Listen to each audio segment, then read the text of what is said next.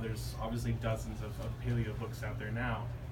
So to see a book that has people and artisans and craftspeople is really, I think, really cool.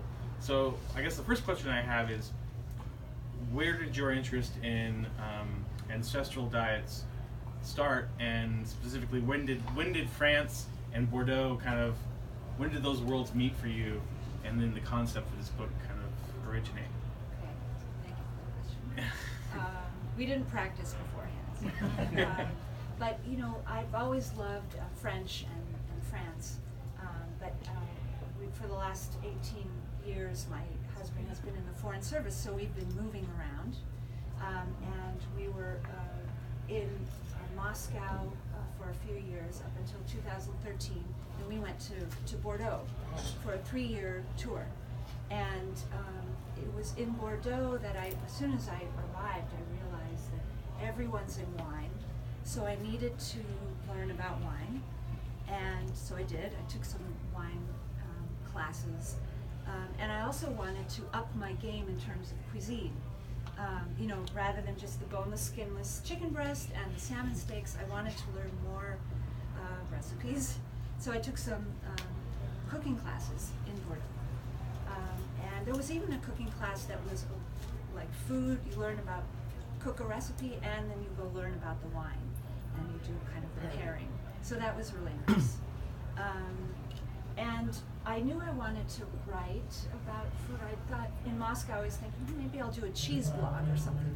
But basically, these things sort of came together: the food, the wine, my interest in teaching or feeding my family and learning recipes. But I was also looking for more energy, because I went to Bordeaux. There was the one place on earth I really wanted to live, Bordeaux, but I found that I was getting depressed. Granted, 2013 was a tough year for wine. It was really rainy, so yes, everyone was depressed in the fall 2013. But my health, I was searching for some answers, more energy. I was fatigued all the time, and so my husband kind of steered me towards some health podcasts, and these are in the line of ancestral health, paleo, primal. Actually, the first book that I was aware of, podcast interview, was Dr. David Perlmutter's Grain Brain. It was an interview with him about his book. I don't know if you've heard of the Grain Brain, but he talks about how grains affect us in a negative way. Though everyone's different, but grains and sugars, processed foods.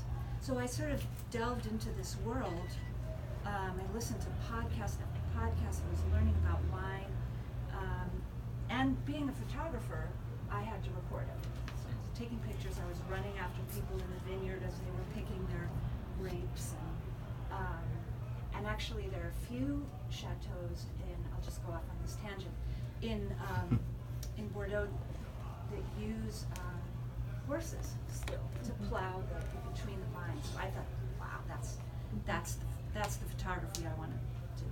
So I had photographs in the vineyards. I was starting to invite friends over to do recipes in my kitchen, my Bordeaux kitchen,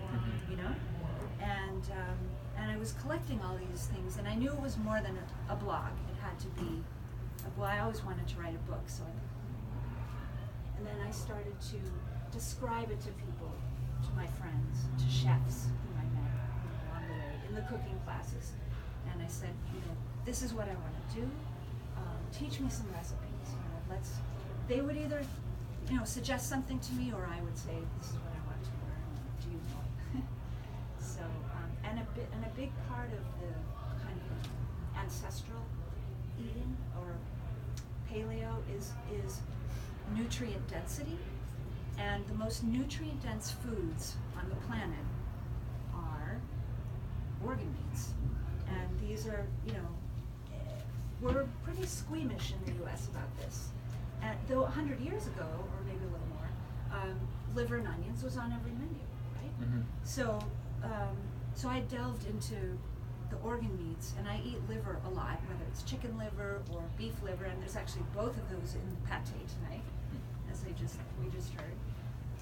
So anyway, I'll let you, because if I'm going off on tangents, I don't know if I answered the question. Well, no, that's kind of where it all. Yeah. So 2013 is kind of when it started, and then it's been going since then. My learning and putting together the recipes, and finally I had to stop adding recipes. Sure. No more. The publisher had to stop my, I just had so many things that I wanted to include, because this is by no means all French recipes. It's a sampling of many traditional recipes, but there are many more, and I've only scratched the surface. Well, what I enjoyed about it too is it's a lot, beyond recipes, it's a lot of kind of underlying concepts that are in French cuisine. It's, not just Bordeaux, obviously that's the focus, but just kind of these undergirding ideas, which a lot of it ties into, the ancestral ideas or paleo ideas. One of the things I was curious about early on that you talk about a lot is the French paradox, Yeah. which for those that don't know, it's kind of this idea like, oh, the French, they're so trim, they're so svelte. How do they do it when the foods are so rich? And it's something's been, it's kind of been, I think, batted around in American fad diet books for many decades. But where did that term or that idea originate? And what was your, how did you break it down? And what was your kind of understanding of what that correlation actually meant? Well, the French paradox, assumes that it's, it's kind of like, why are the French so svelte? They eat so richly, But my question is, what if the French, stay so slim, have low cardiovascular disease, etc., because they eat richly and the fats and the traditional foods, not in spite. Okay, so that's sort of my question, the concept. So I think that, well, in addition to organ meats, for example, fats, the traditional fats, what I call farm fats, tallow, butter, lard, duck and goose fat, and olive oil, things that you would imagine you could hand press or render yourself on a farm. Those are what we evolved to. That's what we ate. We didn't have 300 years ago or 30,000 years ago a bottle of canola oil to cook our food in. So the French paradox is actually the French advantage. So that's, and I go into detail about how fat's been given a bad reputation, but it's actually the sugar that and the refined flours that are, the carbs that turn basically into sugar in our bodies that cause the havoc. It's not the fat. In fact, if you eat fat, your glucose levels stay, they don't go up like blood glucose. And if you eat rich, satisfying meals, you don't have mood issues. You're satiated. You eat a really good breakfast of bacon and eggs. An hour later, you are not going to be snacking. But if you eat like I did in grad school, Friends cereal with rice milk.